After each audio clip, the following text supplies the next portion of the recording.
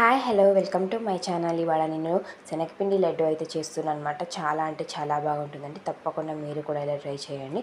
ఇప్పుడు ఒక బౌల్లోకి ఒక కప్ శనగపిండి అండ్ 1 టేబుల్ స్పూన్ వరకు నెయ్యి అయితే తీసుకొని బాగా కలుపుకోవాలన్నమాట. బాగా కలుపుకున్నాక ఇప్పుడు ఒక కడాయిలోకి హాఫ్ కప్ వరకు నెయ్యి అయితే తీసుకొని ఆ శనగపిండి వేసి బాగా ఇలా ఫ్రై అయితే చేసుకోవాలన్నమాట. ఇలా బాగా ఫ్రై చేసుకుంటూ ఉండాలి.